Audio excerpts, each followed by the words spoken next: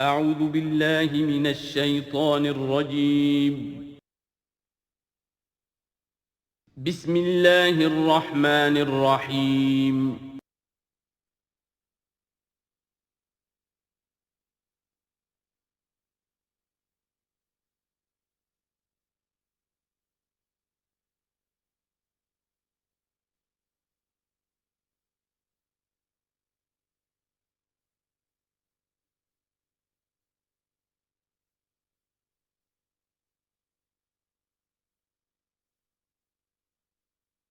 اعوذ باللہ من الشیطان الرجیم بسم اللہ الرحمن الرحیم قل لا اقول لکم عندی خزائن اللہ ولا اعلم الغیب ولا اقول لکم انی ملک ان اتبع الا ما یوحی الی قل هل یستوی الاعمی والبصیر افلا تتفکرون صدق اللہ العظیم۔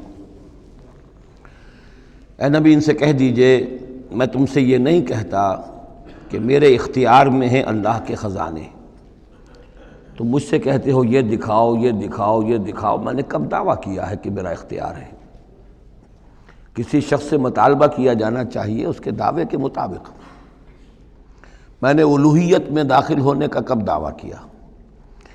میں نے تو دعویٰ کیا ہے کہ میں اللہ کا ایک بندہ ہوں، عام انسان ہوں، بشر ہوں، مجھ پر وحی آئی ہے، مجھے مامور کیا گیا ہے کہ تمہیں متنبہ کر دوں، وہ کام میں کر رہا ہوں۔ لا اقول لکم عندی خزائن اللہ، میں تو نہیں کہتا کہ میرے پاس کوئی اللہ کے خزانے ہیں، میرے اختیار میں ہیں۔ ولا اعلم الغیب، نہ میں نے یہ دعویٰ کیا ہے کہ غیب کا علم مجھے حاصل ہے۔ ولا اقول لکم انی ملک، نہ میں نے تم سے کبھی یہ کہا ہے یا کہتا ہوں کہ میں فرشتہ ہوں۔ ان اتبع الا ما یوحی الی، میں تو بس اتباع کر رہا ہوں اس شے کی کہ جو مجھے طرف وحی کی جا رہی ہے۔ قل هل یستوی الاعمی والبصیر، کہیے تو پھر اب برابر ہو جائیں گے دیکھنے والے اور اندھے؟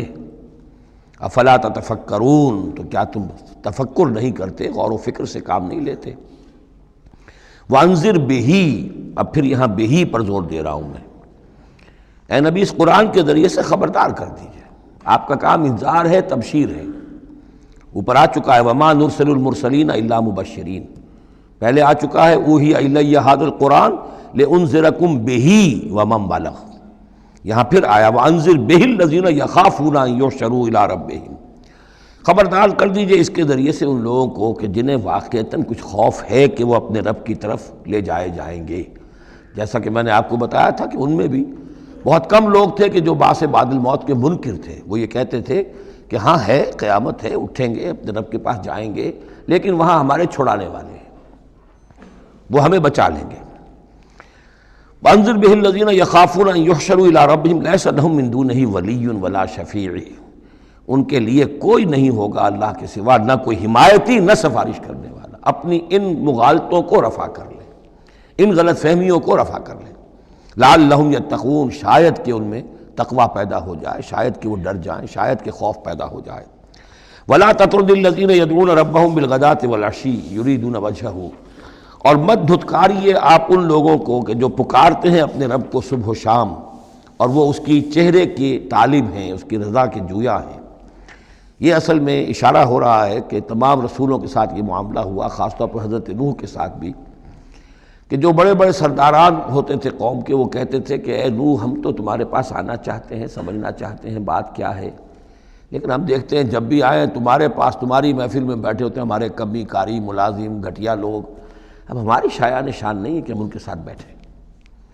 یہی بات حضور سے کہتے تھے کہ ہم آتے ہیں آپ کے پاس بات سمجھنے کے لیے، یہ آپ کے گرد جو جمگھٹا لگا رہتا ہے یہ ہمارے غلام لوگ ہیں، یہ ہمارے جو ہیں معاشرے کے پست طبقات ہیں، یہ آپ کے آس پاس ہوتے ہیں، تو پھر ہمارے شایان نشان یہ نہیں ہے کہ ہم ان کی موجودگی میں آپ سے بات کریں۔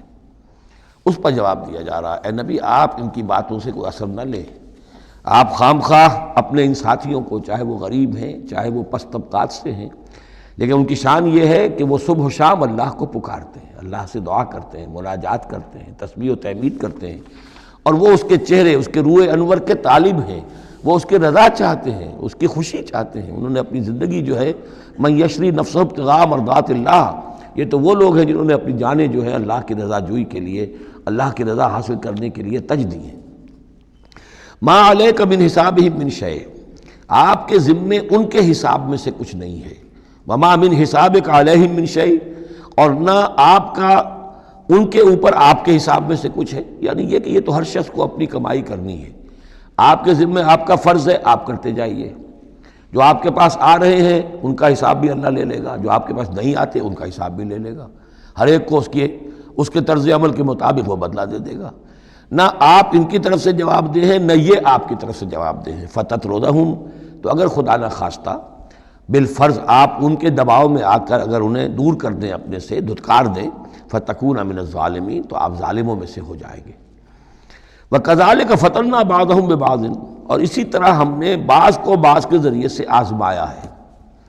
حق کہہ رہا ہے ایک شخص لیکن ہے مفلس، اب وہ دولت مند جو ہے وہ مسکرائے گا، اس کو دیکھو یہ مجھے سمجھانے آیا ہے، اس کے کپڑے پھٹے ہوئے ہیں، جوتیاں پٹخارتا ہوا آ گیا مجھے سمجھانے کے لیے، اپنی حیثیت کو نہیں پہچانتا۔ حالانکہ دیکھنا یہ چاہیے کہ جو بات وہ کہہ رہا ہے صحیح ہے یا غلط۔ اس طرح ہم آزمائش کر دیتے ہیں لوگوں کے لیے، وَكَذَلِكَ فَتَنَّا بَعْضَهُمْ بِبَعْضٍ، اسی طرح ہم آزماتے ہیں بعض کو بعض کے ذریعے سے، لِيَقُولُوا، تاکہ وہ کہیں أَهَٰؤُلَاءِ مَنَّ اللَّهُ عَلَيْهِم مِّن بَيْنِنَا، کیا یہ وہ لوگ ہیں جن پر اللہ کا خاص انعام و احسان ہوا ہے ہم میں سے؟ اللہ کا احسان ہم پر ہوا ہے، دولت مند ہم ہیں، سردار ہم ہیں، چودراٹیں ہماری ہیں، حویلیاں ہماری ہیں، یہ جو ہیں گرے پڑے طبقات کے لوگ، کیا یہ ہیں کہ جو اللہ کا احسان اور ان کے اوپر اللہ تعالیٰ کا بڑا فضل ہوا ہے؟ یہ کہا کرتے تھے مکے کے لوگ بھی کہ اگر قرآن اللہ نے بھیجنا ہی تھا، کتاب نازل کرنی تھی، نبوت دینی تھی، تو کوئی رجل من القریتین عظیم، یہ جو دو شہر ہیں مکہ اور طائف، بڑے بڑے چودھری ہیں، سرمایہ دار ہیں، بڑے لوگ ہیں، سردار ہیں، ان میں سے کسی کے پاس بھیجتا۔ مکے کا یتیم جس کے پاس کوئی دولت نہیں، بچپن مفلسی میں گزرا ہے، سخت مشقت کے اندر جو ہے جوانی کا دور گزرا ہے، جس کے پاس کچھ بھی نہیں، کوئی عہدہ نہیں، کوئی منصب نہیں، قریش کا کوئی عہدہ حضور کے پاس نہیں تھا، کوئی منصب نہیں تھا، کوئی آپ کے پاس سرمایہ نہیں تھا، آپ تو پیدا ہی ہوئے ہیں یتیم، تو اس اعتبار سے کیا یہی رہ گیا تھا اللہ کے لیے؟ معاذ اللہ ثم معاذ اللہ۔ لِيَقُولُوا أَهَٰؤُلَاءِ مَنَّ اللَّهُ عَلَيْهِم مِّن بَيْنِنَا أَلَيْسَ اللَّهُ بِأَعْلَمَ بِالشَّاكِرِينَ، تو کیا اللہ تعالیٰ زیادہ واقف نہیں ہے ان سے کہ جو واقعتاً اس کا شکر کرنے والے ہیں؟ ایک اور جگہ آئے گا کہ اللہ تعالیٰ وَاللَّهُ أَعْلَمُ حَيْثُ يَجْعَلُ رِسَالَتَهُ، اللہ بہتر جانتا ہے کہ کہاں اسے اپنی رسالت کا منصب کس کو دینا چاہیے، کس میں اس کی صلاحیت ہے۔ جیسے طالوت کے بارے میں لوگوں نے کہہ دیا تھا کہ اس کے لیے کیسے ہو سکتی ہے سرداری، جبکہ ہمارے پاس دولت ہے، اس کے پاس دولت نہیں، لم یؤت سعۃ من المال، تو کہا گیا تھا اسے جسم اور علم کے اندر اللہ نے بسطہ یعنی کشادگی عطا فرمائی ہے۔ وَإِذَا جَاءَكَ الَّذِينَ يُؤْمِنُونَ بِآيَاتِنَا، اور اے نبی اس کے برعکس یہ لوگ جو چاہتے ہیں کہ آپ دھتکار دیں ان کو، اس کے برعکس آپ کی روش کیا ہونی چاہیے ان غرباء اور فقراء کے لیے؟ وَإِذَا جَاءَكَ الَّذِينَ يُؤْمِنُونَ بِآيَاتِنَا، جب آپ کے پاس آئیں وہ لوگ جو ہماری آیات پر ایمان رکھتے ہیں، فَقُلْ سَلَامٌ عَلَيْكُمْ، تو آپ ان کو سلام کہا کیجئے اور ان کو خوشخبری دیا کیجئے، کتب ربکم علی نفسہ الرحمہ، تمہارے رب نے اپنے اوپر رحمت کو لازم کر لیا ہے، اور تمہارے لیے خاص رحمت کا مظہر کیا ہے؟ انہ من عمل منکم سوءا بجہالۃ، کہ تم میں سے کوئی بھی اگر کسی وقت کوئی برے کام کا ارتکاب کر بیٹھے، جذبات میں آ کر، ناواقفیت سے، جہالت میں، ثم تاب من بعدہ، پھر اگر وہ فوراً توبہ کر لے گا، وہ اصلاح اور اصلاح کر لے گا، فانہ غفور الرحیم، تو اللہ تعالیٰ غفور الرحیم ہے۔ یہ تمہارے لیے مزید خوشخبری ہے، تہنیت اللہ کی طرف سے، قل سلام علیکم کتب ربکم علی نفسہ الرحمہ انہ من عمل منکم سوءا بجہالۃ ثم تاب من بعدہ واصلح فانہ غفور الرحیم۔ وکذالک نفصل الآیات، آگے محذوف ہے لفظ لیتفکروا بہا ولتستبین سبیل المجرمین، اسی طرح ہم اپنی آیات کی تفصیل بیان کرتے ہیں تاکہ یہ لوگ ان پر غور کریں، تفکر کریں، اور جب غور کریں گے، تفکر کریں گے، تو مجرموں کا راستہ ان کے سامنے کھل کر آ جائے گا کہ جس راستے پر ہم جا رہے ہیں وہ واقعتاً مجرموں کا راستہ ہے۔ قل انی نہیت ان اعبد الذین تدعون من دون اللہ، کہہ دیجئے مجھے تو روک دیا گیا ہے ان کو پوجنے سے کہ جن کو تم پکارتے ہو اللہ کے سوا، یہ لات عزیٰ منات ان کو میں نہیں پکار سکتا، مجھے روک دیا گیا ہے، مجھے تو حکم دیا گیا ہے لا تدعوا مع اللہ احدا، اللہ کے ساتھ کسی اور کو مت پکارو۔ قل لا اتبع اہواءکم، اور کہہ دیجئے ڈنکے کی چوٹ میں تمہاری خواہشات کی پیروی نہیں کر سکتا، قد ضللت اذن، اگر ایسا کروں گا تو میں خود گمراہ ہو جاؤں گا، وما انا من المہتدین، اور پھر نہ رہوں گا میں ہدایت والوں میں۔ قل انی علی بینۃ من ربی، اب اس کو ذرا نوٹ کر لیجئے کہہ دیجئے کہ میں تو اپنے رب کی طرف سے ایک بڑی بینہ پر ہوں، میں جس راستے پر چل رہا ہوں روشن راستہ ہے، میں اس کا باطن بھی جانتا ہوں، اس کی حقیقت بھی مجھ پر منکشف ہے۔ اور یہ بینہ اصل میں کیا ہے، یہ جا کر آگے سورہ ہود میں یہ بات زیادہ کھلے گی کہ بینہ جو ہے وہ ایک عام انسان کے لیے دو چیزوں سے بنتی ہے، فطرت سلیمہ، جیسا کہ میں نے شروع میں عرض کیا تھا آپ سے، فطرت سلیمہ، عقل سلیم، اس سے انسان ایک حد تک آ گیا، پھر اللہ کی وحی جو آئی اس نے تصدیق کر دی، یہ بینہ بن گیا۔ اب اسی معنی میں پھر رسول اور پھر اللہ کی وحی مل کر بینہ بن جاتے ہیں، وہ لوگوں کے حق میں بینہ، اور خود اپنے حق میں بینہ کیا ہے، آپ کی اپنی فطرت سلیمہ، عقل سلیم، اور اس پر پھر وحی کی توثیق، وحی نے آ کر ان کو اجاگر کر دیا، ان حقائق کو جن تک آپ اپنی عقل سلیم اور فطرت سلیمہ کی رہنمائی میں پہنچ چکے تھے۔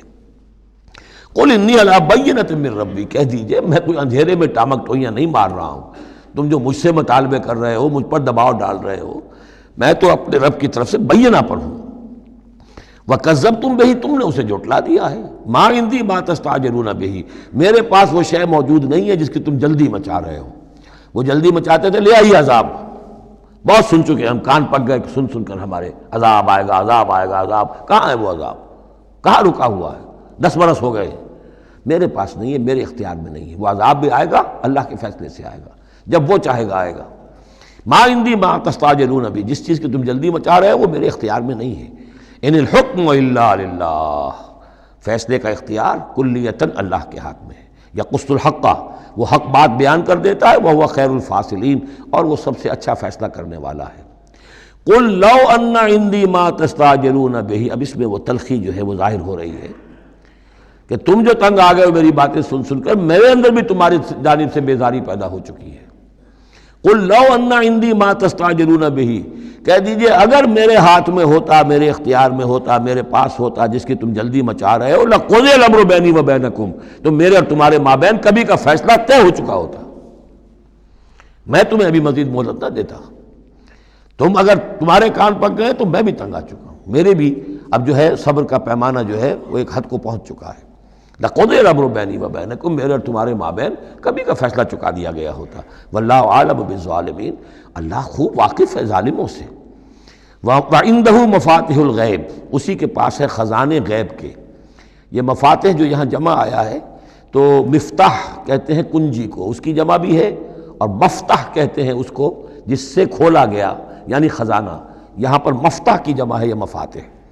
وَعِندَهُ مَفَاتِحُ الْغَیب، اسی کے پاس غیب کے سارے خزانے ہیں۔ لا يَعْلَمُهَا إِلَّا هُوَ، کوئی جانتا ہی نہیں ان کو سوائے اس کے۔ وَيَعْلَمُ مَا فِي الْبَرِّ وَالْبَحْرِ، اور وہ تو جانتا ہے جو کچھ خشکی میں ہے اور جو کچھ سمندر میں ہے۔ وَمَا تَسْقُطُ مِنْ وَرَقَةٍ إِلَّا يَعْلَمُهَا، اور نہیں گرتا کوئی ایک پتا بھی کسی درخت سے مگر اللہ کے علم میں ہوتا ہے۔ وَلَا حَبَّةٍ فِي ظُلُمَاتِ الْأَرْضِ وَلَا رَطْبٍ وَلَا يَابِسٍ، نہیں گرتا کوئی دانہ نہ زمین کی تاریکیوں میں، وہ دانہ گھستا ہے زمین کے اندر بیج کی شکل میں، ولا رطبن، نہ کوئی ہری چیز تر و تازہ، ولا یابس، نہ سوکھی چیز، الا فی کتاب مبین، ایک کتاب مبین میں سب کی سب موجود ہے۔ یہ کتاب مبین اللہ کا علم قدیم ہے، اللہ کا علم قدیم جس میں کہ ہر شے موجود ہے، ما کان و ما یکون، آن واحد کی طرح۔ وَهُوَ الَّذِي يَتَوَفَّاكُمْ بِاللَّيْلِ، اب یہ لفظ یہاں پر آ گیا ہے، وہ جو قادیانیوں کے ساری خباثت کا توڑ جو ہے، وہ جو میں نے وضاحت آپ کو بیان کی تھی کہ وفا یوفی یتوفا، اب یہاں آ گیا وَهُوَ الَّذِي يَتَوَفَّاكُمْ بِاللَّيْلِ، وہی ہے جو تمہیں وفات دیتا ہے رات کے وقت۔ کیا وفات دیتا ہے؟ کیا انسان مر جاتا؟ نہیں، جان تو رہتی ہے، شعور نہیں رہتا۔ میں نے کہا تھا 3 چیزیں ہیں، جسم ہے، جان ہے، جان میں شعور ہے۔ بڑا پیارا ایک شعر ہے فارسی کا، جان نہاں در جسم او در جان نہاں، جسم کے اندر تو پنہا ہے جان، جان میں وہ پنہا ہے۔ 3 چیزیں ہو گئیں۔ یہاں اس شعر میں وہ سے مراد کچھ اور ہے، اس وقت میں اس پر نہیں جاؤں گا، لیکن 3 چیزیں سمجھ لیجئے۔ جان نہاں در جسم، جسم کے اندر جان پنہا ہے، او در جان نہاں، وہ جان میں نہاں ہے، اے نہاں اندر نہاں اے جانے جاں۔ یہ پھر کسی اور جگہ پر پڑھیں گے اس شعر کو انشاءاللہ۔ اب سمجھ لیجئے، ایک جسم ہے، جسم میں جان ہے، جان میں شعور ہے، اصل شے تو شعور ہے، لہذا نیند میں صرف شعور لے گئے، موت ہوئی تو شعور بھی لے گئے، جان بھی لے گئے، اور عیسیٰ کو لے گئے، شعور بھی لے گئے، جان بھی لے گئے، جسم بھی لے گئے۔ تو توفع جو ہے کل کا کل پورے طور پر ہوا ہے حضرت عیسیٰ علیہ السلام کا۔ ہمارا توفع یا توفی جو ہوتا ہے وہ تو ادھورا ہوتا ہے، جسم یہیں رہ جاتا ہے، جان اور شعور چلا جاتے ہیں، اور نیند میں شعور چلا گیا۔ وَهُوَ الَّذِي يَتَوَفَّاكُم بِاللَّيْلِ وَيَعْلَمُ مَا جَرَحْتُم بِالنَّهَارِ، وہی ہے جو تمہیں وفات دے دیتا ہے، قبضے میں لے لیتا ہے، یتوفاکم رات کے وقت، اور وہ جانتا ہے جو کچھ کہ تم کرتے ہو دن کے وقت۔ ثم یبعثکم فیہ، پھر وہ دوبارہ اگلی صبح کو پھر تمہیں اٹھا دے گا، لیقضی اجل مسمی، تاکہ وہ تمہاری جو مہلت ہے وہ پوری ہو جائے۔ یعنی روزانہ ایک طرح سے ہم موت کی آغوش میں چلے جاتے ہیں۔ آدھی موت تو ہے، نیند کسے کہتے ہیں؟ آدھی موت ہے۔ یہی وجہ ہے کہ جو دعا ہے صبح کو اٹھنے کے وقت کی، جو مسنون دعا ہے، الحمدللہ الذی احیانی بعدما اماتنی والیہ النشور، کل شکر اور کل حمد اور کل تعریف اس اللہ کے لیے ہے جس نے مجھے دوبارہ زندہ کیا اس کے بعد کہ مجھ پر موت وارد کر دی تھی۔ نیند جو ہے وہ موت کی بہن ہے، اور اسی طرح اٹھنا ہے اللہ کی طرف۔ یہ بڑا ایک عجیب نکتہ ہے، اس کو ذہن میں اس کو اپریشیٹ کیجئے۔ جو شخص صبح آنکھ کھلتے ہی جس کے زبان پر یہ الفاظ آتے ہوں، الحمدللہ الذی احیانی بعدما اماتنی والیہ النشور، قیامت کے دن جب وہ اٹھے گا اس کی زبان پر یہی ترانہ خود بخود آ جائے گا، اس وقت ہوگا وہ 100% درست۔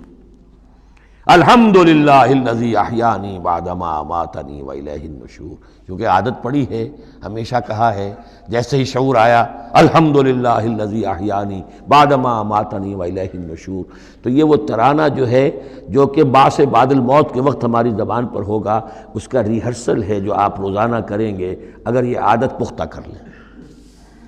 وَهُوَ الَّذِي يَتَوَفَّاكُم بِاللَّيْلِ وَيَعْلَمُ مَا جَرَحْتُم بِالنَّهَارِ ثُمَّ يَبْعَثُكُم فِيهِ لِيُقْضَىٰ أَجَلٌ مُّسَمًّى ثُمَّ إِلَيْهِ مَرْجِعُكُم، پھر اسی کی طرف تم سب کا لوٹنا ہے۔ ثُمَّ يُنَبِّئُكُم بِمَا كُنتُمْ تَعْمَلُونَ، پھر وہ تمہیں جتلا دے گا جو کچھ کہ تم کرتے رہے تھے۔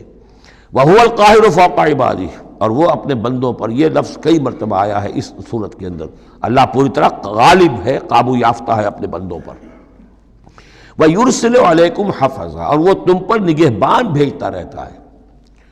ہر انسان کے ساتھ فرشتے باڈی گارڈ کی حیثیت سے موجود ہیں، اس لیے کہ جب تک اللہ نے اجل معین رکھی ہوئی ہے اس وقت تک تو زندہ رکھنا ہے۔ وہ زندہ رکھنے کے لیے حفظہ، حفاظت کرنے والے نگہبان، وہ جو میں نے ایک دفعہ پہلے بھی کہا تھا، بسا اوقات تو محسوس ہوتا ہے کہ جیسے گاڑی ایسے سناٹے سے آپ کے ساتھ سے گزری ہے کہ معلوم ہوتا ہے کسی نے ہاتھ دے کر آپ کو بچایا، ورنہ بچنے کا کوئی امکان نہیں تھا۔ تو کوئی ہے، جب معلوم ہے کہ ابھی اس کی موت کا وقت نہیں آیا تو بچانے والے فرشتے ہمارے ساتھ ہوتے ہیں۔ حتیٰ اذا جاء احدکم الموت، یہاں تک کہ جب تم میں سے کسی کی موت کا وقت آتا ہے، توفته رسلنا، اب یہاں پھر توفا آ گیا، اب یہاں پہ شعور اور جان دونوں جائے گا۔ توفته رسلنا، تو ہمارے بھیجے ہوئے فرشتے جو ہیں وہ اس کو قبضے میں لے لیتے ہیں، وہم لا یفرطون، اور اس میں کوئی کمی نہیں کرتے، کوئی کوتاہی نہیں کرتے، جو حکم آیا اور جب آیا۔ ثم ردوا الی اللہ مولاہم الحق، پھر وہ لوٹا دیے جاتے ہیں اب اللہ کی طرف جو ان کا مولا ہے برحق، سچا۔ الا لہ الحکم، آگاہ ہو جاؤ، فیصلے کا اختیار اسی کے ہاتھ میں ہے، حاکمیت اسی کی ہے، ان الحکم الا للہ، یہ دوسری مرتبہ آیا یہاں۔ وہو اسرع الحاسبین، اور وہ حساب کرنے والوں میں سب سے بڑھ کر تیز ہے، یعنی اسے دیر نہیں لگے گی، اس کے کمپیوٹرز جو ہیں وہ کوئی بہت ہی سپر کمپیوٹر جن کا ہم تصور بھی نہیں کر سکتے۔ قل من ینجیکم من ظلمات البر والبحر تدعونہ تضرعا وخفیا، ان سے پوچھئے کون تمہیں نجات دیتا ہے اندھیروں میں سے، وہ تاریکی کے ہوں یا سمندر کے۔ سمندر میں گھپ اندھیرا ہے، کشتی چل رہی ہے، کچھ نظر نہیں آ رہا ہے، اوپر بادل بھی ہیں، اب اس وقت انسان کو کچھ نہیں سوچتا، ہاتھ کو ہاتھ سجھائی نہیں دے رہا، کون تمہیں پھر بھی بچاتا ہے وہاں؟ من ینجیکم۔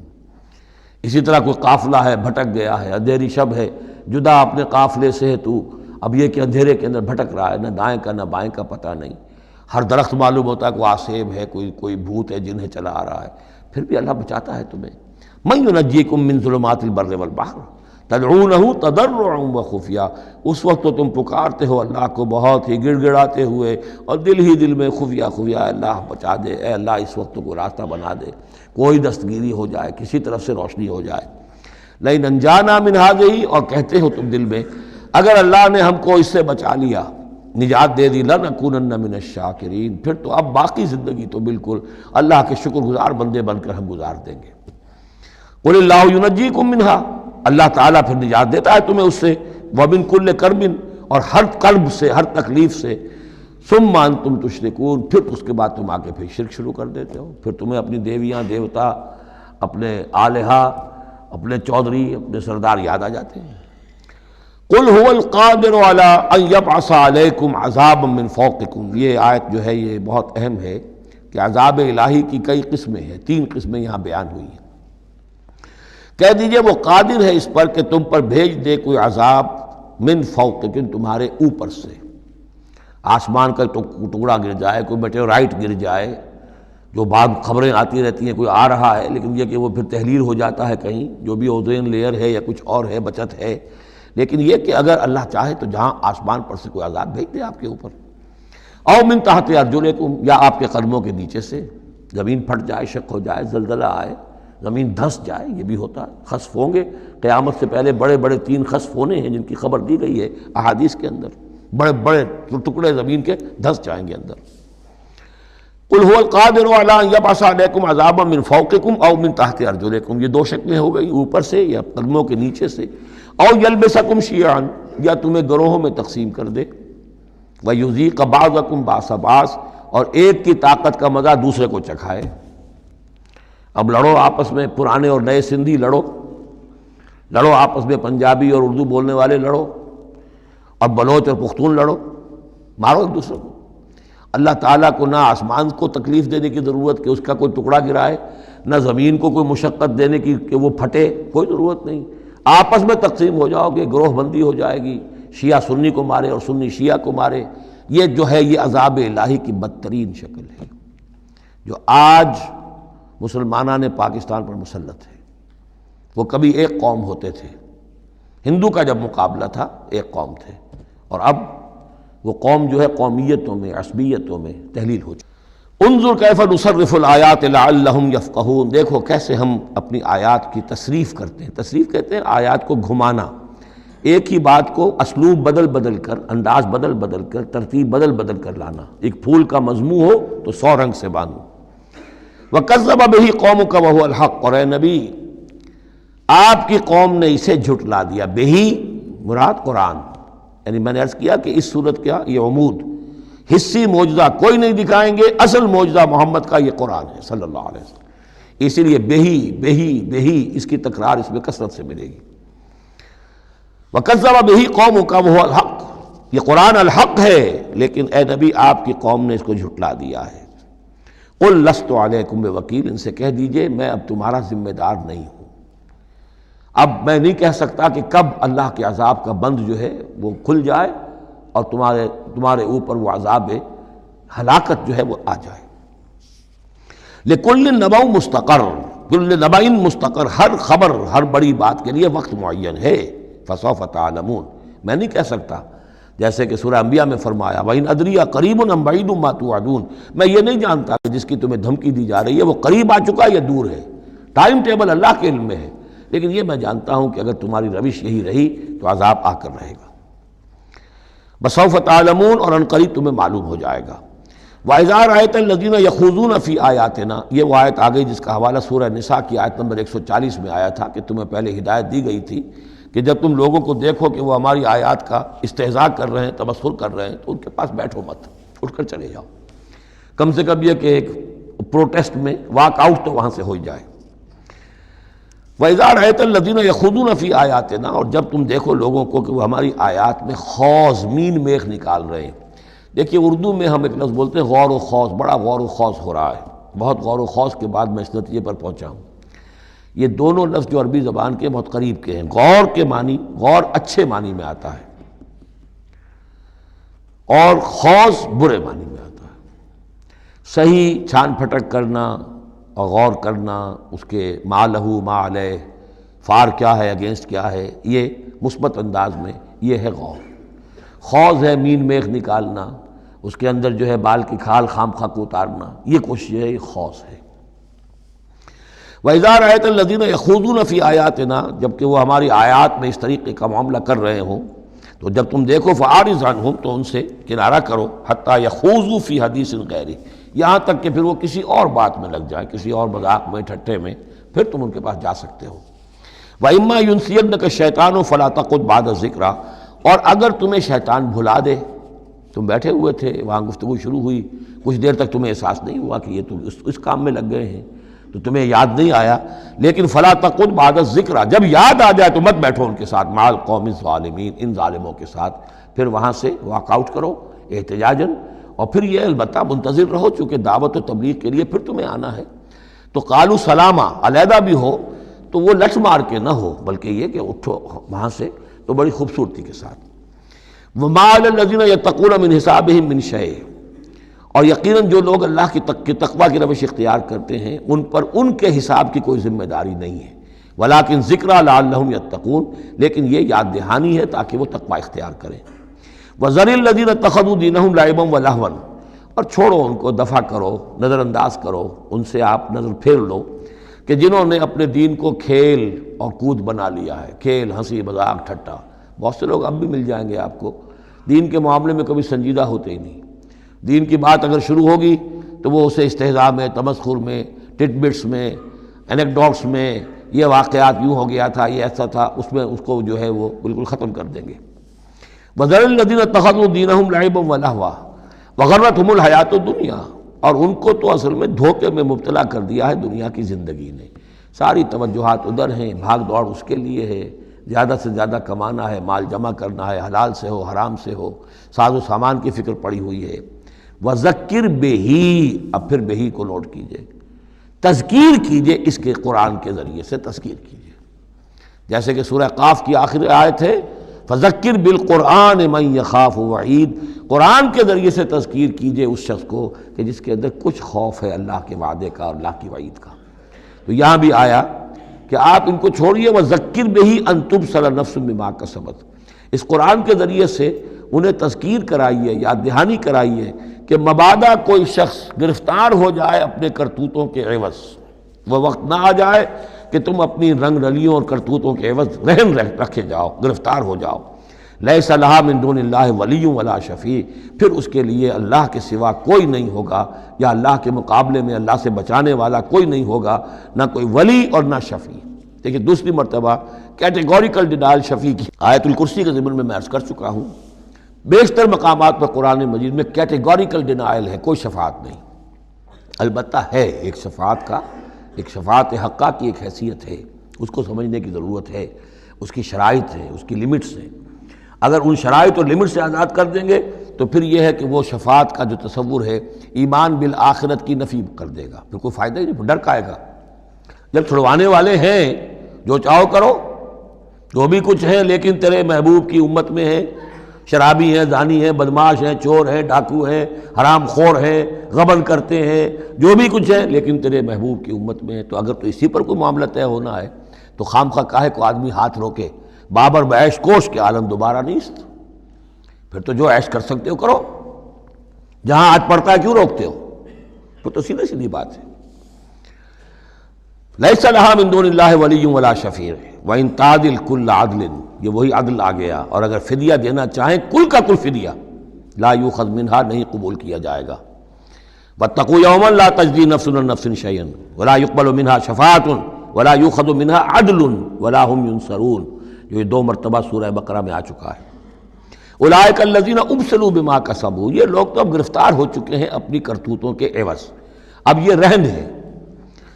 لہم شراب من حمیم، ان کے لیے تو ہے پینے کے لیے تو کھولتا ہوا پانی، وعذاب علیم بما کانوا یکفرون، اور دردناک عذاب ہوگا ان کے کفر کی پاداش میں۔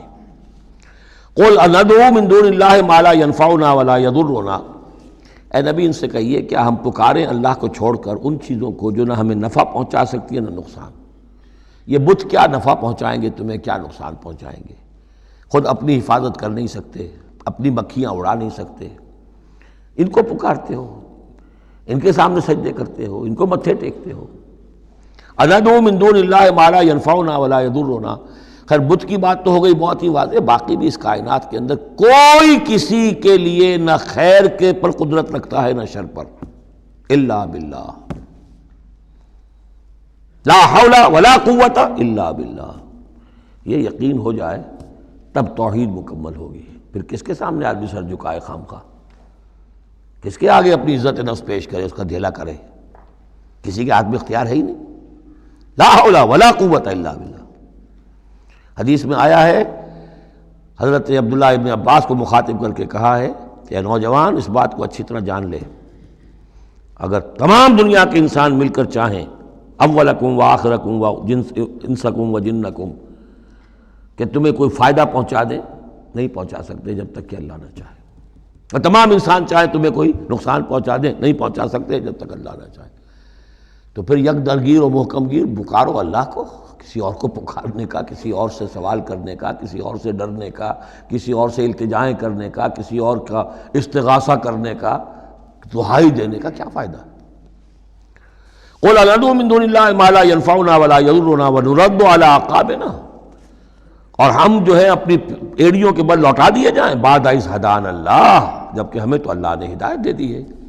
کالذی استہوتہ الشیاطین فی الارض حیران، کیا اس طرح کے آدمی ہم بن جائیں کہ جن کو شیاطین نے، جنوں نے کسی جنگل میں بیابان میں اس کی مت مار دی ہو، راستہ بھلا دیا ہو، اب اسے کچھ نظر نہیں آ رہا۔ لہو اصحاب یدعونہ الی الہدی ائتنا، ہیں اس کے ساتھی جو اس کو پکار رہے ہیں کہ آؤ ہماری طرف، ہدایت کی طرف آؤ، ہمارے پاس آؤ۔ قل ان ھدی اللہ ھو الھدی، یہ نقشہ کھینچ دیا گیا ہے جماعتی زندگی کی کتنی برکت ہے۔ آپ اکیلے ہو، کہیں بھٹک گئے ہو، تو پھر یہ کہ آپ کے لیے سیدھے راستے پر آنا بہت مشکل ہو جائے گا۔ جماعتی زندگی ہے، ساتھی ہیں، جس کو کہا ہے سورہ توبہ میں کونوا مع الصادقین، معیت اختیار کرو، رہو ساتھ سچوں کے۔ کسی وقت ہوتا ہے انسان کو کوئی ایسی آزمائش پیش آ گئی ہے، اس کا دماغ چکرا گیا ہے، گھوم گیا ہے، نہیں سمجھ میں آ رہا، راستہ نہیں نکل رہا، مشکل بڑی آ گئی ہے، ایک طرف حرام ہے لیکن یہ ہے کہ دباؤ کو بہت پڑ رہا ہے، گھر والوں کا پڑ رہا ہے، بچوں کا پڑ رہا ہے، بیوی کا پڑ رہا ہے، راستہ غلط ہے۔ اس میں یہ ہے کہ ایسے وقت میں بسا اوقات پھر اگر رفقا ہیں، ساتھی ہیں، آپ کے کامریڈز ہیں، آپ کے کولیگز ہیں، اس کے ساتھ وہ پکارتے ہیں، ساتھ ہاتھ جو ہے آپ کا تھام کر آپ کو سہارا دیتے ہیں۔ قل ان ھدی اللہ ھو الھدی، یقیناً ہدایت کہہ دیجئے اللہ ہی کی ہدایت اصل ہدایت ہے۔ وَأُمِرْنَا لِنُسْلِمَ لِرَبِّ الْعَالَمِينَ، اور ہمیں تو حکم یہ ہوا ہے کہ ہم تمام جہانوں کے پروردگار کی تابع داری اختیار کریں اور فرما برداری اختیار کریں۔ وَنَقِيمُ الصَّلَاةَ وَاتَّقُوهُ، اور یہ کہ نماز قائم کرو اور اس کا اللہ کا تقوی اختیار کرو۔ وَهُوَ الَّذِي إِلَيْهِ تُحْشَرُونَ، اور وہی ہے جس کی طرف کہ تمہیں جمع کر دیا جائے گا۔ وَهُوَ الَّذِي خَلَقَ السَّمَاوَاتِ وَالْأَرْضَ بِالْحَقِّ، اور وہی ہے جس نے آسمان اور زمین بنائے ہیں حق کے ساتھ۔ یہاں حق کے کیا معنی ہے؟ ود اے پرپس، یہ بیکار نہیں ہے۔ ربنا ما خلقت ھذا باطلا، اے رب ہمارے، تو نے یہ سب باطل نہیں بنایا، بیکار نہیں بنایا، بے مقصد نہیں بنایا۔ سورہ آل عمران کی آخری رکوع کی جو وہ دعا ہے، بلکہ باطل کے مقابلے میں کیا؟ حق۔ وَهُوَ الَّذِي خَلَقَ السَّمَاوَاتِ وَالْأَرْضَ بِالْحَقِّ وَيَوْمَ يَقُولُ كُن فَيَكُونُ، اور جس دن وہ کہے گا ہو جا، وہ ہو جائے گا۔ کیا ہو جائے گا؟ جب وہ چاہے گا اس کائنات کو لپیٹ بھی دے گا، اسی نے بنایا ہے حق کے ساتھ، اور اسی کے حکم سے یہ لپٹ جائے گی۔ آگے چل کر آئے گا یوم نطوی السماء کطی السجل للکتب، جس دن کہ ہم تمام خلاؤں کو اور فضاؤں کو اور آسمانوں کو، ان سب کو ایسے لپیٹ دیں گے جیسے کہ تم کتابوں کا طومار لپیٹ لیتے ہو۔ والسماوات مطویات بیمینہ، تمام یہ خلا اور سما یہ سب اللہ کے داہنے ہاتھ میں لپٹے ہوئے ہوں گے۔ قولہ الحق، اس کا فرمانا ہی حق ہے۔ اس کا کیا معنی ہے؟ صرف اس کا کہہ دینا کن، بس، اس سے کسی اور شے کی ضرورت نہیں ہے، کوئی ذریعہ، کوئی میٹر، کوئی انرجی، کچھ نہیں۔ قولہ الحق، اس کا فرمانا ہی برحق ہے، اس کا کہہ دینا ہی برحق ہے۔ کن فیکون، یوم یقول کن فیکون قولہ الحق، وَلَهُ الْمُلْكُ یوم يُنفَخُ فِي الصُّورِ، اور اسی کے لیے ہوگی بادشاہی اس دن جس دن کے سور میں پھونکا جائے گا۔ اگرچہ حقیقت میں تو بادشاہی اب بھی اسی کی ہے، لیکن ابھی جھوٹے سچے بادشاہ بیٹھے ہوئے ہیں۔ یہ سب جو ہے یہ سب نسیہ منسیہ ہو جائیں گے۔ لمن الملک اليوم للہ الواحد القہار، معلوم یہ کہ اب بھی اگرچہ بادشاہی اسی کی حقیقت میں، لیکن یہ جھوٹے سچے ڈرامے والے خدا جو ہیں کچھ نہ کچھ بیٹھے نظر آتے ہیں بادشاہ۔ وَلَهُ الْمُلْكُ يَوْمَ يُنفَخُ فِي الصُّورِ، عالم الغیب، وہ تمام غیب کا جاننے والا، والشہادہ، اور کھلی باتوں کا جاننے والا، وَهُوَ الْحَكِيمُ الْخَبِيرُ، اور وہ کمال حکمت والا اور ہر شے سے باخبر۔ وَإِذْ قَالَ إِبْرَاهِيمُ لِأَبِيهِ آزَرَ، اب اس میں آپ دیکھیں گے اس سورہ مبارکہ میں حضرت ابراہیم کا ذکر ہے اور پھر ان کی نسل کے بعض انبیاء کرام کا ذکر ہے۔ ایک گلدستہ تو ہم پڑھ آئے ہیں سورہ نساء کے آخر میں، وہاں 13 انبیاء اور رسل کے نام آئے تھے، یہاں اس سے ذرا بڑا گلدستہ آئے گا، یہاں پہ 17 انبیاء اور رسل کے نام آئیں گے، پھر حضرت ابراہیم علیہ السلام کا ذکر یہاں آیا ہے، اور جو جن رسولوں کی قوموں پر ہلاکت کے بارے میں قرآن میں صراحت کے ساتھ مذکور ہے، ان 6 کا ذکر جو ہے سورہ اعراف میں آئے گا۔ حضرت ابراہیم علیہ السلام کی قوم کا کیا حشر ہوا یہ صراحت کے ساتھ قرآن میں مذکور نہیں ہے۔ جو قوم نوح کے ساتھ، ہود کے ساتھ، قوم صالح کے ساتھ، قوم شعیب کے ساتھ ہوا، تو حضرت ابراہیم علیہ السلام کے معاملے کو علیحدہ نکال لیا ہے وہ سورہ انعام میں، اور باقی جو ہے نوح، ہود، صالح اور شعیب، لوط اور موسیٰ، ان کا ذکر جو ہے وہ آپ کو ملے گا سورہ اعراف میں، اس لیے کہ ان کا معاملہ ایام اللہ کا ہے۔ تو فذکرہم بایام اللہ، التذکیر بآلاء اللہ اس میں ہے، التذکیر بایام اللہ اس میں ہے، لہذا یہاں حضرت ابراہیم کا ذکر ہے۔ وَإِذْ قَالَ إِبْرَاهِيمُ لِأَبِيهِ آزَرَ أَتَتَّخِذُ أَصْنَامًا آلِهَةً، اور یاد کرو جب کہ کہا ابراہیم نے اپنے باپ آزر سے، کیا تم نے ان بتوں کو اپنا خدا بنا رکھا ہے؟ یہاں جو آزر کا لفظ خاص طور پر آیا ہے میرے نزدیک، یہ اصل میں تورات کی نفی کے لیے، تورات میں تارح نام لکھا گیا ہے، گویا اس کی تصحیح کے لیے، ورنہ یہاں کوئی خاص ضرورت نہیں تھی۔ وَإِذْ قَالَ إِبْرَاهِيمُ لِأَبِيهِ، یہ کافی تھا، لیکن نام اس لیے دیا گیا کہ تورات پڑھنے والوں کو مغالطہ ہوتا ہے، اور اسی مغالطے کو اہل تشیع نے اختیار کر لیا ہے۔ انہوں نے تورات میں جو نام دیا گیا ہے اسے حضرت ابراہیم کا باپ کہا ہے، اور حضرت یہ جو آزر تھا اس کو کہا ہے کہ یہ چچا تھا، اس کی خاص وجہ ہے وہ پھر کسی موقع پر بیان ہوگی، لیکن یہ کہ تورات کی اس غلطی کو اہل تشیع نے اختیار کیا، قرآن مجید نے اسی کی نفی کے لیے یہاں پر حضرت ابراہیم کے والد کا نام صراحتاً بتا دیا کہ آزر ہے۔ وَإِذْ قَالَ إِبْرَاهِيمُ لِأَبِيهِ آزَرَ، اور یاد کرو جب کہ کہا تھا ابراہیم نے اپنے باپ آزر سے، أَتَتَّخِذُ أَصْنَامًا آلِهَةً، کیا آپ نے ان بتوں کو اپنا الہ بنایا ہوا ہے؟ انی اراک وقومک فی ضلال مبین، میرا تو خیال یہ ہے، میری رائے تو یہ ہے کہ آپ بھی اور آپ کی قوم بھی کھلی گمراہی میں مبتلا ہے۔ وَكَذَلِكَ نُرِي إِبْرَاهِيمَ مَلَكُوتَ السَّمَاوَاتِ وَالْأَرْضِ، اور اسی طرح ہم دکھانے لگے یا دکھاتے رہے ابراہیم کو آسمانوں اور زمین کے ملکوت۔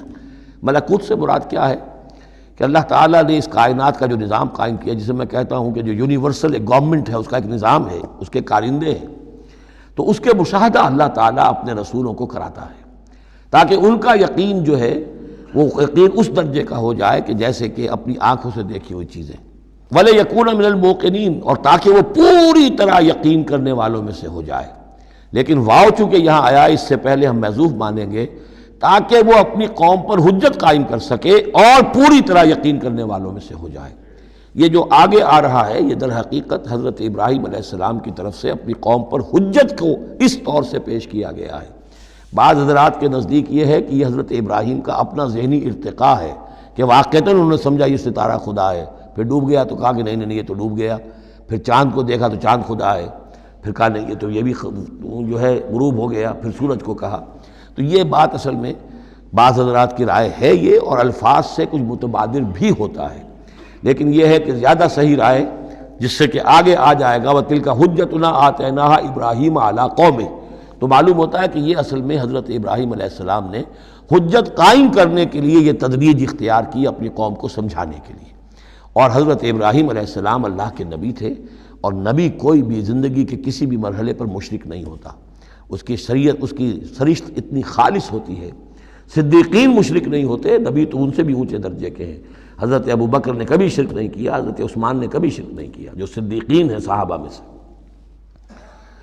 وَكَذَلِكَ نُرِي إِبْرَاهِيمَ مَلَكُوتَ السَّمَاوَاتِ وَالْأَرْضِ وَلِيَكُونَ مِنَ الْمُوقِنِينَ فَلَمَّا جَنَّ عَلَيْهِ اللَّيْلُ، جب ان پر رات جو ہے اس نے تاریکی کر دی، رأى كوكبا، انہوں نے دیکھا ایک چمکدار ستارے کو، قال هذا ربی، انہوں نے کہا یہ میرا رب ہے، یہ گویا کہ کہنے کیا، ہاں یہ میرا رب ہے، اب یہ سوالیہ انداز بھی ہو سکتا ہے، پھر سائن آف ایکسکلیمیشن ہو سکتا ہے کہ لوگوں کو کہنے کے لیے کہ یہ رب ہے، یہ انٹروگیشن کا بھی ہو سکتا ہے۔ ھذا ربی فلما افل قال لا احب الافلین، جب وہ ڈوب گیا تو کہا بھائی یہ ڈوب جانے والی شے تو پھر میں تو پسند نہیں کر سکتا کہ میں اس کو اپنا خدا مان لوں۔ یہ قوم جو تھی ستارہ پرست بھی تھی، بت پرست بھی تھی، ستارہ پرست بھی تھی، اور نمبر 3 شاہ پرست بھی تھی۔ تینوں قسم کے شرک اس قوم میں موجود تھے کہ جس میں حضرت ابراہیم بھیجے گئے۔ یہ بیبیلونیا یا عراق، آج کا عراق، سابق بیبیلونیا، اس کا ایک شہر اس شہر کے بھی اب کھنڈرات نکل آئے ہیں، کھدائیاں ہو چکی ہیں۔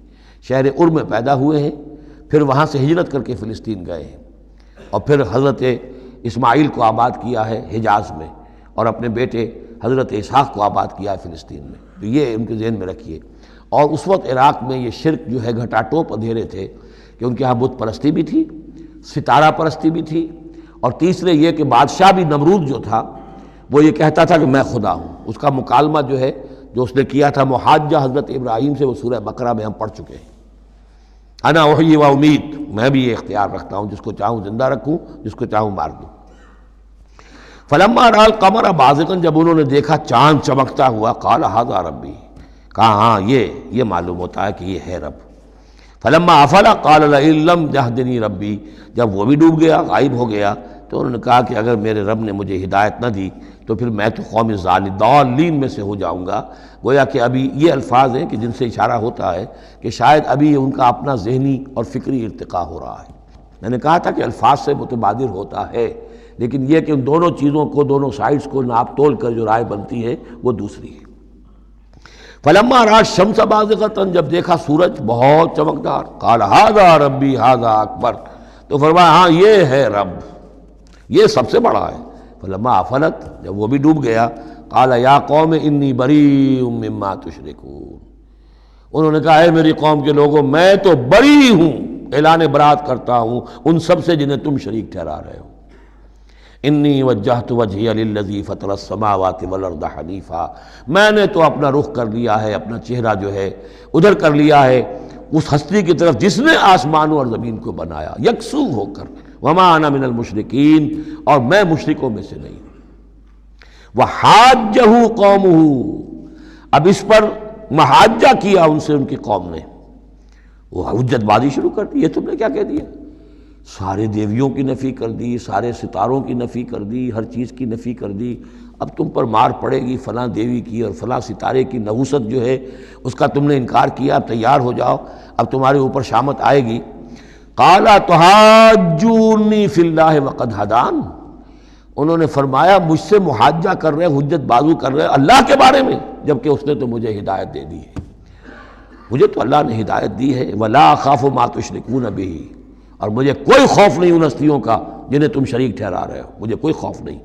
الا ان یشاء ربی شیئا، ہاں اللہ کو چاہے میرے ساتھ کہ کوئی تکلیف مجھے آ جائے، کوئی آزمائش آ جائے تو ٹھیک ہے، میرا رب ہے، لیکن مجھے کوئی کسی کا ڈر نہیں، نہ تمہارے کسی دیوی کا، نہ دیوتا کا، نہ کسی ستارے کی نحوست کا، اور نہ کسی اور کا۔ لا اخاف ما تشرکون بہ، تم جس کا مجھے ڈراوا دے رہے ہو مجھے ان میں سے کسی کا کوئی خوف نہیں۔ الا ان یشاء ربی شیئا، اللہ یہ کہ میرا رب میرے لیے کچھ چاہے جو چاہے۔ وسع ربی کل شیء علما، یقیناً میرا رب جو ہے وہ تو ہر شے کے علم کے اعتبار سے احاطہ کیے ہوئے ہے۔ افلا تتذکرون، تو کیا تم عقل سے کام نہیں لیتے، تم نہیں سوچتے، نصیحت اخذ نہیں کرتے؟ وکیف اخاف ما اشرکتم، میں کیسے ڈروں ان سے جنہیں تم نے شریک ٹھہرا رکھا ہے۔ ولا تخافون انکم اشرکتم باللہ، جبکہ تم نہیں ڈرتے کہ تم نے اللہ کے ساتھ شریک ٹھہرا دیے۔ ما لم ينزل به علیکم سلطانا، اور ان ہستیوں کو شریک ٹھہرا دیا ہے جن کے لیے کہ اللہ نے کوئی سلطان، کوئی سند نہیں اتاری۔ ہاں اللہ نے اپنی کتابوں میں کوئی سند اتاری ہوتی، عقل انسانی میں اس کی کوئی بنیاد ہوتی تو کوئی بات بھی ہوتی، نہ عقل میں، نہ فطرت میں، نہ کسی آسمانی کتاب میں کسی معبود کے لیے کوئی گنجائش نہیں ہے ہی نہیں۔ وَكَيْفَ أَخَافُ مَا أَشْرَكْتُمْ وَلَا تَخَافُونَ أَنَّكُمْ أَشْرَكْتُمْ بِاللَّهِ مَا لَمْ يُنَزِّلْ بِهِ عَلَيْكُمْ سُلْطَانًا فَأَيُّ الْفَرِيقَيْنِ أَحَقُّ بِالْأَمْنِ إِن كُنتُمْ تَعْلَمُونَ، تو اگر تم علم رکھتے ہو تو بتاؤ دونوں فریقین میں سے، یعنی ایک موحد ہے، ایک اللہ واحد پر ایمان رکھتا ہے، ساری قوت اس کے ہاتھ میں، سارا اقتدار اس کا ہے، ہر شے اس کے قبضہ قدرت میں، ایک وہ ہیں کہ جو اس کو ماننے کے ساتھ ساتھ کچھ اور چھوٹے دیوی دیوتا سینکڑوں جو ہیں وہ ان کو بھی مانتے ہیں۔ امن اور چین اور سکون کس کو میسر آئے گا؟ قلبی چین، روحانی اطمینان اور سکون۔ ای الفریقین احق بالامن، ان دونوں میں سے موحدین اور مشرکین میں سے امن، سکون، اطمینان، چین اور راحت کا کون زیادہ حقدار ہے؟ بتاؤ اگر تم جانتے ہو۔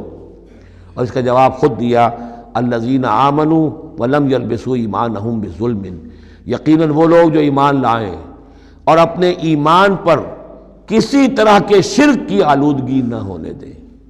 یہاں لفظ ظلم آیا ہے، ظلم کسی چھوٹے گناہ کو بھی کہہ سکتے ہیں، اسی لیے اس پر صحابہ گھبرا گئے تھے کہ حضور کون شخص ہوگا کہ جس نے کبھی کوئی ظلم نہ کیا ہو، اور نہیں تو اپنے اوپر ظلم کرتا ہے آدمی، کسی پر ظلم کرتا ہے۔ تو اس کا تو مطلب ہے کوئی شخص بھی یہ جو مقام ہے جو یہاں بیان کیا جا رہا ہے اس کا جو سزاوار اور اس کا حقدار نہیں ہو سکتا۔ آپ نے فرمایا نہیں، یہاں ظلم سے مراد شرک ہے۔ پھر آپ نے سورہ لقمان کی آیت پڑھی، اس میں فرمایا کہ ان الشرک لظلم عظیم، وَإِذْ قَالَ لُقْمَانُ لِابْنِهِ يَا بُنَيَّ لَا تُشْرِكْ بِاللَّهِ إِنَّ الشِّرْكَ لَظُلْمٌ عَظِيمٌ۔ یہاں پر ظلم سے مراد شرک ہے، یعنی ایمان ایسا ہو کہ جو شرک کی ہر آلودگی سے پاک ہو۔ میں یہاں پھر تذکرہ کیے دیتا ہوں، شروع میں بھی عرض کیا تھا، شرک کسے کہتے ہیں، شرک کی قسمیں کون کون سی ہیں، کون کون سے بھیس بدل کر یہ شرک آتا ہے۔ باہر رنگے کے خواہی جامہ می پوش، من اندازے قدت را می شناسم، تم چاہے کسی بھی رنگ کا لباس پہن کے آ جاؤ، میں تمہیں تمہارے قد سے پہچان لوں گا۔ تو قد سے پہچاننا جو ہے شرک کا آسان نہیں ہے، بھیس بدلتا ہے یہ، اس کے لیے ضروری ہے۔ اور آج کے دور میں شرک کس کس شکل میں موجود ہے اس کا سمجھنا بہت اہم ہے۔ اس موضوع پر میرے 6 گھنٹے کے کیسٹس موجود ہیں۔ الذین آمنوا ولم یلبسوا ایمانہم بظلم، یقیناً وہ لوگ جو ایمان لائے اور جنہوں نے اپنے ایمان میں کسی بھی نوع کے شرک کی آمیزش نہ ہونے دی، اولئک لہم الامن وہم مہتدون، ان کے لیے ہے امن اور وہی ہوں گے راہ یاب۔ یہ امن اور ایمان اور اسلام اور سلامتی کا جو آپس میں تعلق ہے لفظی اعتبار سے، وہ اس دعا میں بہت نمایاں ہو جاتا ہے کہ جو حضور ہر نیا جو چاند دیکھتے تھے ہر مہینے کا تو دعا مانگتے تھے، اللہم اہلہ علینا بالامن والایمان والسلامت والاسلام، اے اللہ یہ مہینہ جو شروع ہو رہا ہے اس نئے چاند کے ساتھ، ہلال کے ساتھ، اسے ہم پر طلوع فرما امن اور ایمان کے ساتھ اور سلامتی اور اسلام کے ساتھ۔ تو یہ بڑا گہرا ربط ہے ان الفاظ کے اندر۔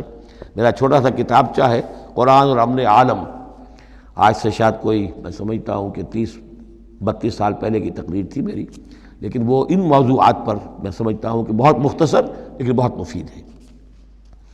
فرمایا وَتِلْكَ حُجَّتُنَا آتَيْنَاهَا إِبْرَاهِيمَ عَلَىٰ قَوْمِهِ، اس کا میں حوالہ دے رہا تھا۔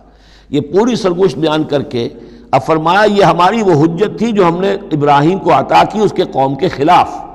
یہ سارا محاجہ حضرت ابراہیم اپنی قوم سے کر رہے تھے۔ بظاہر اس کو توریہ کہتے ہیں، ایک ہوتا ہے جھوٹ بولنا، ایک ہوتا ہے توریہ۔ توریہ یہ ہے کہ آپ کہیں کوئی بات ایسی کہ جو جھوٹ تو نہیں ہے لیکن جس سے سننے والا مغالطے میں مبتلا ہو جائے۔ مثلا حضرت شیخ الہند رحمۃ اللہ علیہ کا واقعہ ہے، جس زمانے میں ان کے وارنٹ نکلے ہوئے تھے اور وہ حرمین شریفین میں تھے، مکہ مکرمہ میں تھے، وارنٹ نکلا ہوا ہے اور شریف حسین والی مکہ جو ہے اس کے سپاہی ڈھونڈتے پھر رہے ہیں کہ کہاں ہے وہ مولوی ہندوستانی جو ہے جو باغی ہے انگریزوں کا، اس کو پکڑا جائے۔ اب یہ ایک جگہ پر یہ کہیں کھڑے ہوئے تھے تو ایک شرطے نے آ کر جو وہاں کا سپاہی تھا پوچھا ان کے بارے میں محمود الحسن کو جانتے ہو؟ کہ یہاں جانتا ہوں۔ وہ کہاں ہے؟ محمود الحسن کہاں ہے؟ تھوڑا سا 2 قدم پیچھے ہٹ کے کہا ابھی یہیں تھے۔ جھوٹ تو نہیں بولا نا، 2 قدم پیچھے ہٹ کر کہا ابھی یہیں تھے، بالکل سچ بولا۔ اس نے سمجھا ابھی یہیں تھے، دوڑا ادھر، دوڑ گیا اپنے نکل گئے۔ اس کا نام ہے توریہ۔ یہ جھوٹ بھی نہیں ہے لیکن یہ کہ سننے والے کو مغالطہ بھی ہو گیا۔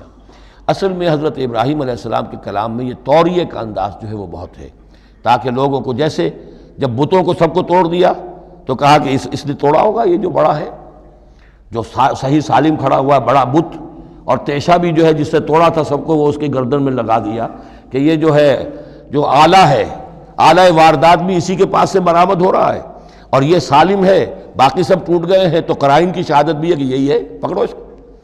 تو یہ ہوتا ہے ان کو سمجھانے کے لیے کہ وہ سوچیں، دروں بینی پر آمادہ ہو جائیں۔ تو یہ ہے میرے نزدیک ان آیات کا محل یہ ہے۔ وَتِلْكَ حُجَّتُنَا آتَيْنَاهَا إِبْرَاهِيمَ عَلَىٰ قَوْمِهِ، اور یہ ہماری وہ دلیل تھی جو ہم نے عطا فرمائی ابراہیم کو اس کی قوم کے خلاف۔ نرفع درجات من نشاء، ہم بلند کرتے ہیں درجے جن کے چاہتے ہیں۔ اب ظاہر بات ہے یہاں کہنے کا مقصد یہ ہم نے ابراہیم کے درجے بہت بلند کیے۔ ان ربک حکیم علیم، یقیناً تیرا رب حکیم اور علیم ہے۔ وَوَهَبْنَا لَهُ اسحاق وَيَعْقُوب، اب وہ گلدستہ شروع ہو رہا ہے، اور ہم نے اسے عطا فرمایا اسحاق جیسا بیٹا، یعقوب جیسا پوتا، کلن ہدینا، سب کو ہم نے ہدایت دی، وَنُوحًا ہدینا من قبل، اور نوح کو ہم نے ہدایت دی تھی ان سے بھی پہلے، ومن ذریتہ، اور ان کی اولاد میں سے، حضرت ابراہیم کی اولاد میں سے، داؤد و سلیمان و ایوب و یوسف و موسیٰ و ہارون، کیسے کیسے عظیم نبی ہم نے اٹھائے، داؤد جیسا بادشاہ، سلیمان جیسا بادشاہ، ایوب اور یوسف اور موسیٰ اور ہارون۔ وَكَذَلِكَ نَجْزِي الْمُحْسِنِينَ، اسی طرح ہم بدلہ دیتے ہیں محسنین کو۔ یہ لوگ ظاہر بات ہے کہ ایمان کی اس بلند ترین منزل پر فائز تھے جس کو ہم پڑھا ہے سورہ مائدہ میں کہ ثُمَّ اتَّقَوْا وَأَحْسَنُوا وَاللَّهُ يُحِبُّ الْمُحْسِنِينَ، وَزَكَرِيَّا وَيَحْيَا وَعِیسیٰ وَإِلیاس، مزید برآں زکریا جیسے نبی، یحییٰ جیسے نبی، عیسیٰ علیہ السلام، وإلیاس کل من الصالحین، یہ سب کے سب نیک بختوں میں سے تھے۔ وإسماعیل وَالْیسع وَیونس وَلوطا، اور اسماعیل اور الیسع اور یونس اور لوط، وَكُلًّا فَضَّلْنَا عَلَى الْعَالَمِینَ، سب کو ہم نے تمام جہان والوں پر فضیلت دی۔ وَمِنْ آبائِهِمْ، اور ان کے آباء و اجداد میں سے بھی، وَذُرِّيَّاتِهِمْ، اور ان کی نسلوں میں سے بھی، وَإِخْوَانِهِمْ، اور ان کے بھائیوں میں سے بھی، وَاجْتَبَيْنَاهُمْ، ہم نے ان کو چن لیا، پسند کر لیا، سلیکٹ کر لیا، وَهَدَيْنَاهُمْ إِلَىٰ صِرَاطٍ مُسْتَقِيمٍ، اور ہم نے ان کو ہدایت دی سیدھے راستے کی طرف۔ ذَلِكَ هُدَى اللَّهِ يَهْدِي بِهِ مَن يَشَاءُ مِنْ عِبَادِهِ، یہ اللہ کی وہ ہدایت ہے جس کی وہ ہدایت بخشتا ہے جس کو چاہتا ہے اپنے بندوں میں سے۔ وَلَوْ أَشْرَكُوا، اور اگر بالفرض وہ بھی شرک کرتے، لَحَبِطَ عَنْهُمْ مَا كَانُوا يَعْمَلُونَ، ان کے بھی سارے اعمال حبط ہو جاتے۔ شرک اتنی بری شے ہے، اتنے اونچے اونچے مراتب، اتنے اعلیٰ اعلیٰ مقامات، اللہ کی محبوب شخصیتیں، اولو العزم پیغمبر اور یہ عظیم انبیاء، لیکن بالفرض یہ سمجھانے کے لیے، ظاہر بات ہے کوئی امکان نہیں تھا کہ وہ شرک کرتے، لیکن ہمیں سمجھانے کے لیے شرک وہ شے ہے، ان اللہ لا یغفر یشرک بہ ویغفر ما دون ذلک لمن یشاء ولو اشرکوا لحبط عنہم ما کانوا یعملون، اگر وہ شرک کرتے تو ان کے بھی تمام اعمال حبط ہو جاتے۔ اولئک الذین آتیناہم الکتاب والحکم والنبوۃ، یہ وہ لوگ ہیں جن کو ہم نے کتاب دی، اپنی حکمت اور شریعت سے نوازا، نبوت سے سرفراز فرمایا۔ وَإِن يَكْفُرْ بِهَا هَؤُلَاءِ، اور اگر کفران نعمت کریں یہ لوگ اس کی، یہ جو آیات اب اللہ تعالیٰ نے دی ہیں تمہیں اے محمد صلی اللہ علیہ وسلم، اگر یہ لوگ ان آیات کی اب ناشکری کر رہے ہیں، کفران نعمت کر رہے ہیں، اگر وہ ان سے فائدہ نہیں اٹھا رہے، ان کی روشنی سے اپنے دلوں کو منور نہیں کر رہے، فقد وکلنا بہا قوما لیسوا بہا بکافرین، تو ہم نے ایک اور قوم کو تیار کر رکھا اس کام کے لیے کہ وہ اس کی ناقدری نہیں کرے گی، یعنی یہ کہ مدینہ کے انصار انشاءاللہ اس کی قدر کریں گے۔ مکے کے یہ لوگ جو ہیں اگر ناقدری کر رہے ہیں محمد صلی اللہ علیہ وسلم، اور تمہاری باتیں جو ہیں اب تک 10-11 برس ہونے کو آ گئے ہیں، اس کے نتائج جو ہیں بڑے ہی کم سے کم یہ کہ مایوس کن نہیں تو دل شکن ضرور ہے۔ محمد جیسا مبلغ اور رسول اور داعی اور مربی اور مزکی اور معلم، اور 10-12 برس کی جد و جہد میں بمشکل 150 پونے 200 آدمی، پہلے 10 برس میں تو بمشکل 125 آدمی تھا۔ تو یہ ہے کہ اس اعتبار سے فَإِن يَكْفُرْ بِهَا هَؤُلَاءِ، اگر یہ لوگ کفران نعمت کر رہے ہیں ان کا، فقد وکلنا بِهَا، تو ہم نے کچھ مقرر کر دیے ہیں کچھ اور لوگ، قومن، ایک ایسی قوم، لیسوا بِهَا بکافرین، جو ان کی شاید جو اس کی ناشکری نہیں کریں گے۔ کچھ پتہ نہیں یہ ہماری جو دعوت رجوع القرآن ہے جو کہاں کہاں پھیل رہی ہے، تو یہ بہرحال یہ آیت بڑی اہم ہے اس اعتبار سے، آج کے دور میں خاص طور پر یہ ہے کہ کوئی مایوسی انسان کو ہونی نہیں چاہیے۔ ہمیں تو پتہ بھی نہیں ہے کہ کہاں کہاں یہ بات پھیل رہی ہے، ممکن ہی نہیں ہے مجھے معلوم ہو کہ میرے کیسٹ کہاں کہاں پہنچ گئے۔ وہ تو جہاں کہیں بھی جاتا ہوں، دیکھتا ہوں، سنتا ہوں، کوئی کہتا ہے میرے پاس 300 کیسٹ آپ کے ہیں، کوئی کو ملتا ہے میرے پاس اتنے کیسٹ آپ کے ہیں، میں سنتا ہوں۔ تو اب یہ دعوت پھیل رہی ہے، اب یہ میں نہیں کہہ سکتا کہ کس جگہ پر یہ جڑ پکڑے زمین کے اندر، اور یہ انقلابی دعوت جو ہے قرآن کی وہ وہاں ایک تناور درخت بنے، ایک تحریک زبردست انقلابی اٹھے۔ فَإِن يَكْفُرْ بِهَا هَؤُلَاءِ فَقَدْ وَكَّلْنَا بِهَا قَوْمًا لَيْسُوا بِهَا بِكَافِرِينَ، اگر یہ اس کی ناقدری کر رہے ہیں تو اے نبی آپ آزردہ خاطر نہ ہو، ہم نے ایک اور قوم کو تیار کر لیا ہے کہ وہ اس کی ناقدری نہیں کریں گے۔ اولئک الذین ھدی اللہ فبہداہ مقتدہ، یہ وہ لوگ ہیں جن کو اللہ نے ہدایت دی تھی۔ یہ 17 نام جو اوپر ہم نے پڑھے ہیں، فرمایا کہ اللہ فرما رہا ہے ہم نے انہیں ہدایت دی تھی، فبہداہ مقتدہ، تو آپ بھی ان کی ہدایت کی پیروی کیجئے۔ یہ بہت اہم نقطہ ہے جو یہاں پر نوٹ کر لینے کا ہے کہ جو بھی سابقہ انبیاء کے معاملات کہیں آئیں اور ان کی نفی نہ آئے، وہ چیز گویا کہ ہم مسلمانوں کے لیے بھی وہ چیز جو ہے وہ اس قابل ہے کہ ہم اس کی اتباع کریں، اس کی پیروی کریں، اس کو مانیں۔ چنانچہ اسی اعتبار سے یہ رجم اور قتل مرتد، یہ 2 سزائیں جو ہیں یہ ہمارے ہاں اہل سنت نے اور سب تمام مسلمانوں نے یہ لی ہے کہ رجم کی سزا قرآن میں نہیں ہے، یہ سابق شریعت کی سزا ہے جس کو حضور نے برقرار رکھا ہے۔ قتل مرتد کا ذکر بھی قرآن مجید میں نہیں ہے، ایک بھی سابق امت کے اندر سابق شریعت کی سزا ہے جس کو برقرار رکھا گیا ہے۔ جب تک کسی شے کی نفی نہ ہو جائے سابق جو بھی شریعت ہے اس کی، اس وقت تک یہ ہے کہ وہ چیز بھی لاگو رہے گی۔ فرمایا اولئک الذین ھدی اللہ فبہداہ مقتدہ قل لا اسألکم علیہ اجرا، اور کہہ دیجئے کہ میں تم سے اس پر کسی اجر کا طالب نہیں ہوں، میں نے تم سے کوئی محنتانہ کبھی طلب نہیں کیا، تم سے کوئی معاوضہ نہیں مانگا۔ ان هو الا ذکریٰ للعالمین، یہ نہیں ہے مگر تمام جہان والوں کے لیے یاد دہانی ہے، نصیحت ہے۔ جو چاہے اس سے کسب فیض کرے، جو چاہے اس سے نور حاصل کرے، جو چاہے اس سے صحیح صراط مستقیم تک کی رہنمائی اخذ کر لے، یہ تو اللہ تعالیٰ کی طرف سے ایک صدقہ جاریہ ہے۔ ان هو الا ذکریٰ للعالمین، یاد دہانی اور نصیحت ہے تمام جہان والوں کے لیے۔ بارک اللہ لی ولکم فی القرآن العظیم ونفعنی وإیاکم بالآیات والذکر الحکیم۔